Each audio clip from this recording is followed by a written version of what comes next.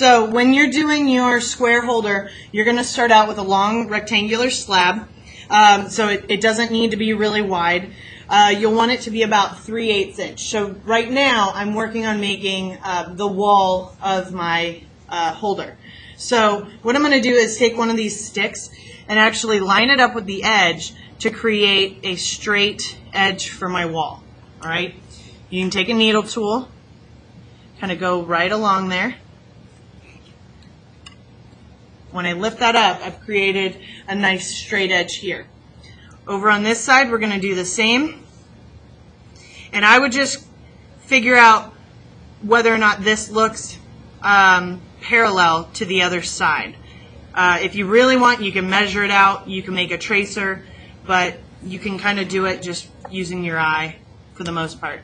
So now I have the top and bottom of my wall because this will be tilted up. And now I can do the other two sides to make my rectangle.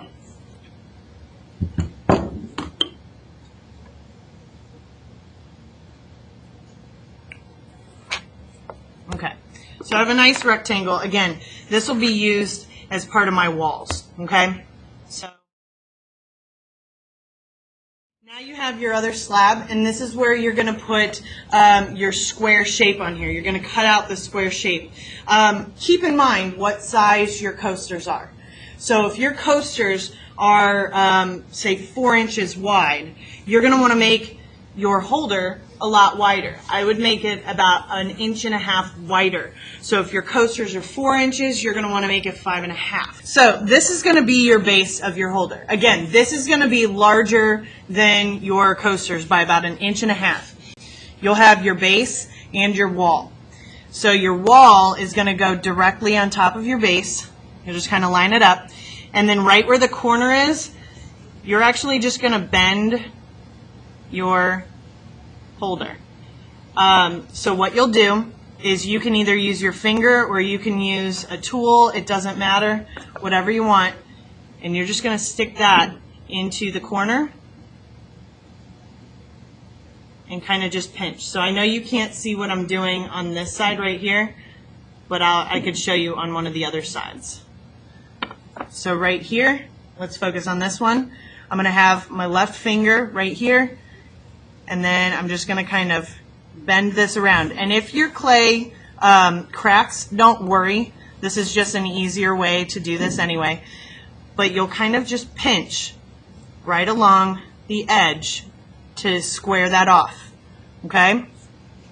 So now, if I turn this around, you can see I've started to get my wall. So let me readjust. So now you can see that I've made my wall here. I've got my corners, and you can kind of just pinch them a little bit more, all right, to make them a little more squared off. And then what you're going to be left with is this area over here, okay? You don't need to make that long of a slab. You would just need to make an extra one so that you can add it right along here and connect them, okay? Now when you're connecting them, let's pretend like this slab that I have is long enough to kind of fit the rest of the way. But when you connect these, don't forget everything you're doing here you need to score and slip. So even right down here, you would need to score that area and add slip. So here, not only would you need to score and slip right along the bottom, but you would need to score and slip right along here where these two meet. You might even need to add a little extra clay because scoring and slipping alone will not always attach something. So you might need to sort of drag a little extra clay over, kind of smear that on, and you might even find you need to add some extra clay right along here, okay? So we'll get some extra clay.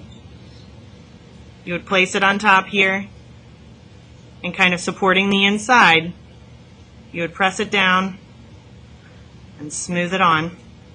And again, you don't have to use your finger. You can use a tool, whatever works best for you, as long as you're remembering to completely smooth everything out. Okay, so if you notice, you can't see the seam on the bottom or the seam right here anymore. That means I've attached it really well. The last thing that you need to keep in mind is right in here. So any seams that you have in here where one piece of clay is attached to another, you have to do the same thing that you did just right here. So take an extra piece of clay, a little coil of clay, and you're going to add that in, smooth it out.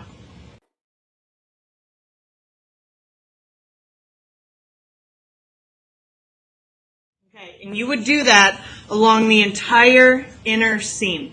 Okay? Same with the outer seam, like I said, nice and smooth here, but I haven't quite done it yet. I could still see the seam here, so I'd want to completely smooth that in too. Make sure you go around and finish up all of your edges, smooth it out, things like that. And then when you're completely done with this, you can go ahead and start carving into it. All right? Do not forget, though, to leave a little access point for your coasters.